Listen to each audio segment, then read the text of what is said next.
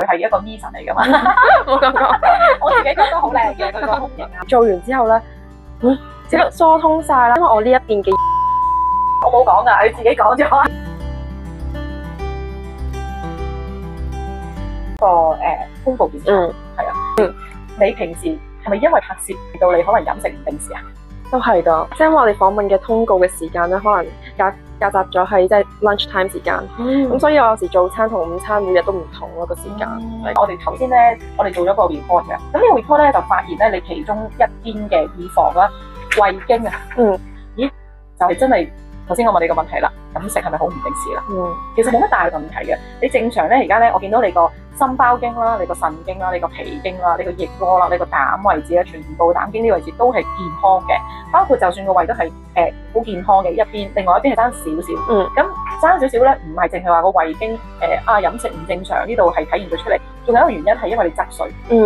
即係慣咗好多年啦，其實咁好難去改翻。係啦，咁當你側一邊嘅時候，你壓住咗你嗰啲神經線啊、你個淋巴線啊，係啦，各樣嘢咧，咁其實都會淤塞啲或者叫阻塞啲。咁所以我哋就會講，不如做下保健啦，係啦，過嚟做下我哋嘅療程啦。咁係啦，做翻個療程嘅時候，我哋頭先我哋照燈啦，睇到晒你嘅情況，我哋就知道美容師或者我哋嘅治療師啦點樣落手啦。其實頭先成個體驗45分鐘咧，其實我都過得好快咯，因為我哋有唔同嘅位置啦，需要去改善。一開始我一入到去咧，就會有一個好嗰個照燈，咁就可以知道自己邊啲位係需要花多啲時間。咁治療師好好啦，就係因為按照我嘅情況，然後就去編排，即係需要邊啲位放多啲時間咁樣。同埋佢，因為我呢一邊嘅右邊乳房，我冇講噶，佢自己講咗。因為我側睡嘅關係啦，所以就可能呢邊會淤塞得嚴重啲，係下㗎。係啊，因為照嗰個腋下係見到嗰個光線咧係點啊？哇，比較暗啲，睇得唔清楚。咁跟住，所以咧頭先佢一開始按嘅時候，我同治療師我都 feel 到自己有啲痛，同埋即係好塞住。但係按完做完之後咧，即刻疏通晒啦。然後我都有同佢講話，咦，好似唔痛咯喎咁樣。咁所以我就覺得 feel 到嗰個 difference。係啊，哇，好好喎。咁其實喺即係按個過程啦，你個左右兩邊嘅感覺係咪真係呢邊係痛好多嘅？係個感覺係大啲嘅，同埋頭先我講話過得好快，因為治療師手勢好好，佢按得好舒服。同埋嗰個essential oil，其實講緊照燈呢個過程咧，令到崔氏明白，佢唔係做一次就可以改善，咁佢要做係啦，要勤力啲啦。一個月可以做幾多次啊？咁其實一個月最多要4次嘅。咁你冇時間咧，佢嚟2次都可以嘅。係啦，咁至少一個月1次咧都唔好停咯。我哋叫做保健呢啲嘢咧，唔係有病去醫，係保養去預防啦，係啦。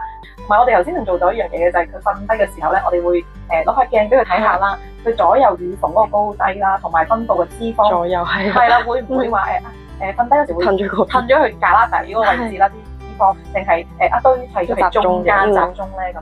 咁我哋發現咗個小問題就係開始有個脂肪移位喎，咁大家都知道啦，其實佢係一個 Mi 神嚟噶嘛，冇咁講，我自己覺得好靚嘅佢個胸型啊或者嗰樣嘢，咁但係多脂肪一個 Mi 神嘅時候都有煩惱嘅喎，不如個煩惱你又講下。個煩惱就係可能滯咗脂肪，可能會容易走位係啦，移位係啊，所以做多啲按摩，做多啲按摩啦。咁因為我哋嘅胸部咧係有韌帶嘅，呢個韌帶咧就好似我哋嘅 bra 帶咁，將我哋個抽乳房咧就提升翻去。咁當你個韌帶開始用即係你叫地心吸力，令到開始鬆弛支撐差咗咧，咁其實你個乳房嗰個大面積嘅脂肪咧就未必可以咁順利去提升啊。咁我哋就會有機會可能走咗去側邊啦。咁所以你哋留意翻啦，其實自己平時都喺屋企咧，可以將個脂肪堆翻喺中間啦，自己按下咁咯。當然去到我哋幫你做檢查嘅時候咧，咁我哋就發現某啲問題嘅時候咧，我哋就會即時幫客人咧去做翻一個脂肪神之手移位啦，真係好犀利，堆翻喺中間啊咁樣咯。咁當然啦，我都係講翻啦，我哋呢啲係保養嘅，咁我哋都 keep 住做翻嘅，係咪？就係要嚟多啲勤力啲去做多啲呢啲嘅 treatment 啊，係咁樣。